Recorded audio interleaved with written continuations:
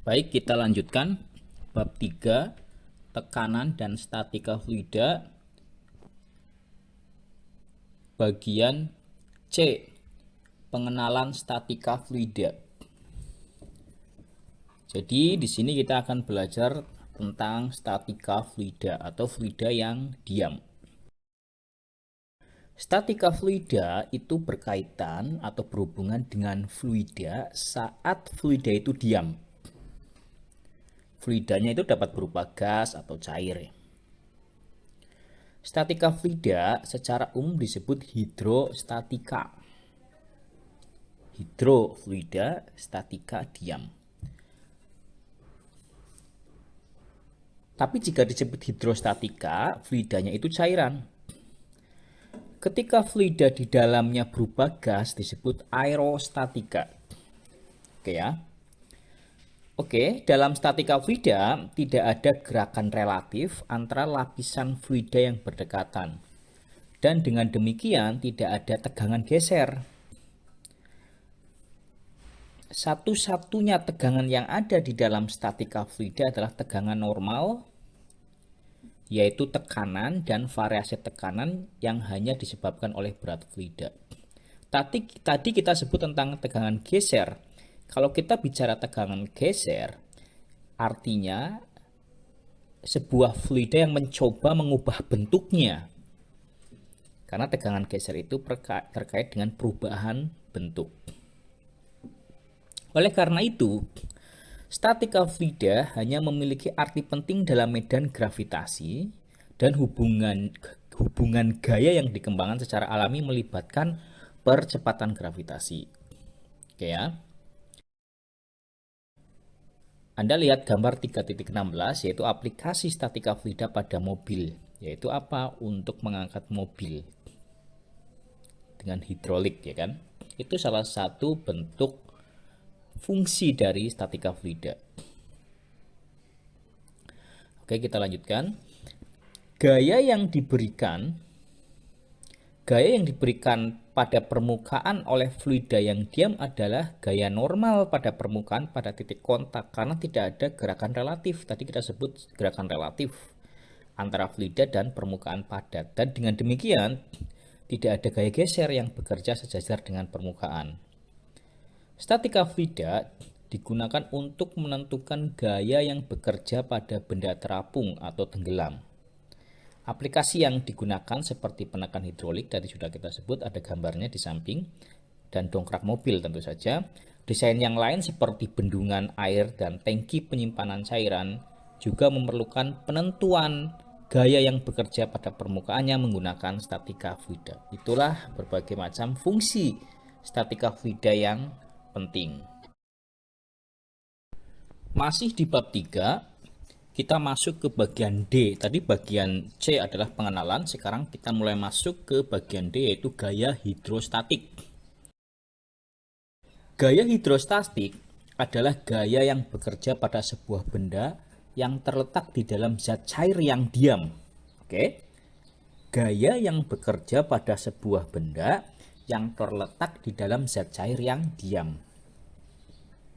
Kalau benda itu terletak pada zat cair yang mengalir di sungai, di pantai, ya enggak, itu bukan masuk hidrostatik. Ini pada zat cair yang diam. Misalnya pada sebuah danau yang diam, yang tenang, ada sebuah benda, misalnya tongkang diam. Itu salah satu contohnya.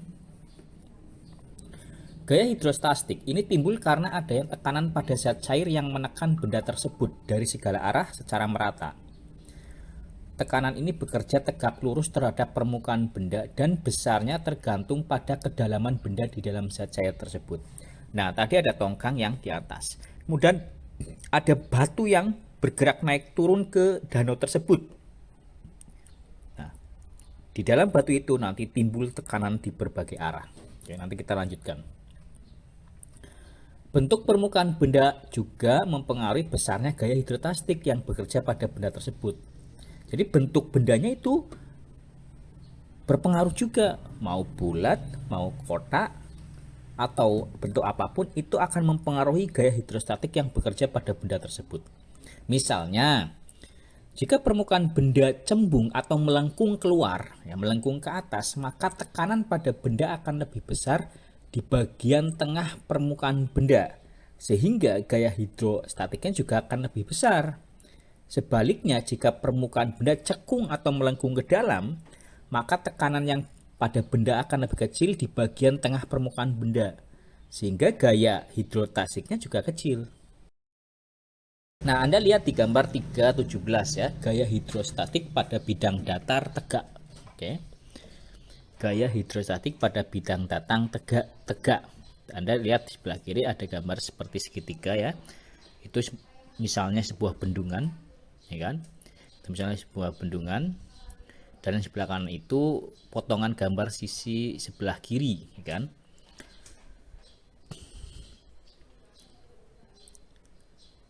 Oke, sekarang kita mempelajari gaya F, kan? F yang bekerja pada sebelah kiri, coba Anda lihat. F itu adalah setengah Y H kuadrat B. Ini adalah rumus untuk menghitung F-nya, tekanannya. Tekanan dari fluida yang menyerang dari sisi bendungan atau segitiga itu. Anda lihat F ya, itu F setengah Y H kuadrat B. Dalam rumus ini, faktor-faktor yang mempengaruhi gaya hidrostatika adalah massa jenis air. Oke. Y, ya kan, massa jenis air. Kedalaman benda di dalam zat cair, semakin dalam, semakin besar gaya hidrostatikanya, itu H. Dan luas alas bendanya, ya kan, B. Jadi kalau kita ingin menghitung F atau gaya hidrostatik yang bekerja pada sebuah benda di dalam zat cair, ya, tadi ada benda ketika itu, kita dapat menggunakan rumus ini dengan mengganti nilai-nilai yang diketahui untuk setiap faktor di dalam rumus. AT sama dengan ya, AT seperti 2/3 H. Coba Anda lihat di gambar, AT itu ya bagian yang mana, H bagian yang mana, F bagian yang mana. Ya kan? AT 2/3 dari H. Rumus ini merupakan rumus untuk menghitung percepatan total sebuah benda yang sedang meluncur pada permukaan miring dengan sudut kemiringan sebesar H. Kenapa? Kenapa 2/3 H? Kenapa AT? Karena kan benda itu miring. Ya kan? Benda itu miring sehingga dianggap 2/3 H AT-nya. Kemudian kita cek di gambar 3.15, lihat samping 3.15. Pada bidang miring gaya hidrostatikanya diperoleh. Jadi rumus gaya hidrostatika ya, bidang miring seperti di atas 3.18. F-nya itu setengah Y H absen kalikan B. Rumus ini berkaitan dengan perhitungan gaya yang diberikan oleh fluida, bisa air, bisa minyak, pada sebuah benda yang terendam di dalamnya. Jadi ini bendanya terendam. F apa? F adalah gaya yang dihasilkan oleh fluida pada benda tersebut, hidrostatiknya. Y adalah massa jenisnya. H adalah kedalaman benda terendam di dalam fluida, kedalamannya diukur dari permukaan. H absen itu adalah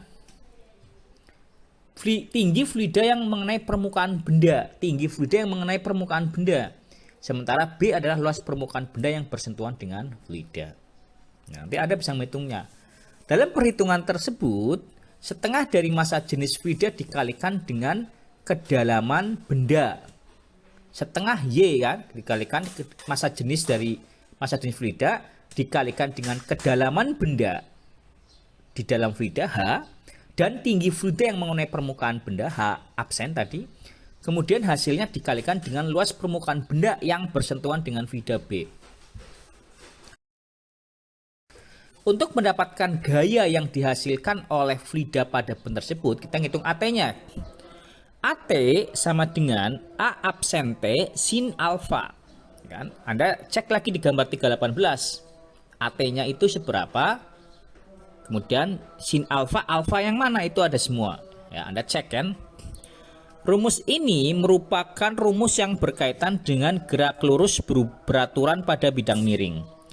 AT adalah percepatan pada arah tegak lurus bidang miring, akselerasi tegas lurus dalam gerak lurus beraturan, sedangkan A absente adalah percepatan pada arah yang tegak lurus bidang miring jika tidak ada gaya yang bekerja pada benda. Sin alfa adalah nilai sinus dari sudut kemiringan bidang miring terhadap bidang horizontal. Dengan demikian, rumus ini menghubungkan percepatan pada arah tegak lurus bidang miring alfa t dengan AT dengan percepatan pada arah tegak lurus jika tidak ada gaya yang bekerja pada benda atau alfa absente dengan mempertimbangkan sudut kemiringan bidang miring A alfa. AT sama dengan 2/3 H absen sin alfa. Rumus ini digunakan untuk menghitung percepatan pada sebuah benda yang bergerak pada bidang miring dengan sudut kemiringan alfa terhadap horizontal. AT merupakan percepatan pada arah gerak lurus terhadap bidang miring arah vertikal. H absen adalah tinggi benda pada bidang miring dan sin alfa adalah fungsi sinus dari sudut kemiringan alfa. Anda bisa cek sudut kemiringan alfanya. Dalam kasus ini, benda bergerak pada bidang miring sehingga kecepatan benda terdiri dari dua komponen. Ya, kecepatannya terdiri dari dua komponen sejajar bidang miring. Percepatan pada arah gerak lurus bidang miring AT diperoleh dari kecepatan komponen tegak lurus, sedangkan percepatan pada arah sejajar bidang miring alfa absente diperoleh dari A absente diperoleh dari kecepatan komponen sejajar. Dalam kondisi AT sama dengan 0 karena tidak ada gaya yang bekerja pada arah sejajar bidang miring. Oleh karena itu, AT hanya dipengaruhi oleh tinggi benda pada bidang miring H absen dan sudut kemiringan. Sehingga pada bidang lengkung gaya hidrostatika, Anda lihat gambarnya, gambar 3.11. F sama dengan rho G kalikan B integral 0 sampai X H minus Fx dx.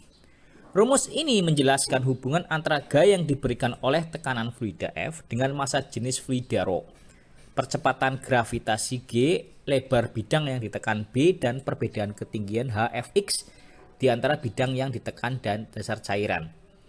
Secara lebih spesifik, rumus ini menghitung gaya yang bekerja pada bidang tertentu di dalam cairan, di mana setiap elemen bidang menerima gaya yang sama. Oleh karena itu, total gaya pada bidang tersebut dapat ditemukan dengan menghitung luas B dan mengintegrasikan perbedaan ketinggian Hfx pada setiap titik bidang 0 hingga X. Mengintegrasikan ya, integral ya, sorry. Rumus ini sering digunakan dalam berbagai aplikasi seperti perhitungan tekanan hidrolik pada pipa dan tangki, tekanan pada struktur bawah air, dan daya angkat pada pesawat terbang. Kita lihat rumus 3.8, FH sama dengan setengah rho G H kuadrat B. Rumus ini berkaitan dengan gaya hidrostatika yang diberikan oleh fluida pada sebuah benda di dalamnya. Gaya hidrostatika ini tergantung pada volume dan bentuk benda, serta kedalaman dan tekanan fluida. Rumus ini dapat dipecah menjadi beberapa komponen. FH adalah gaya hidrostatika yang diberikan oleh suatu fluida pada benda. Kemudian ρ adalah massa jenis fluida, yaitu massa persatuan volume. G adalah percepatan gravitasi, yaitu percepatan benda karena gaya gravitasi dari bumi. H adalah kedalaman benda di dalam fluida, yaitu jarak dari permukaan fluida ke titik terendah benda. B adalah luas penampang benda, yaitu luas bidang yang ditembus benda tegak lurus dengan gaya hidrostatika itu. Dalam rumus ini, setengah rho GH kuadrat muncul sebagai faktor konstanta yang menentukan berapa besar gaya hidrostatik yang diberikan oleh fluida pada benda. Semakin besar volume benda dan kedalaman benda di dalam fluida, maka semakin besar pula gaya hidrostatika yang diberikan oleh benda. Kita perhatikan rumus 3.9, yaitu F sama dengan akar Fv kuadrat dan Fh kuadrat. Fh tadi kita sudah ya. Rumus ini adalah rumus yang mencari resultan atau hasil akhir dari dua gaya vektor yang saling tegak lurus satu sama lain, yaitu gaya vertikal Fy dan gaya horizontal Fh. Sorry, itu bukan Fv ya, Fy.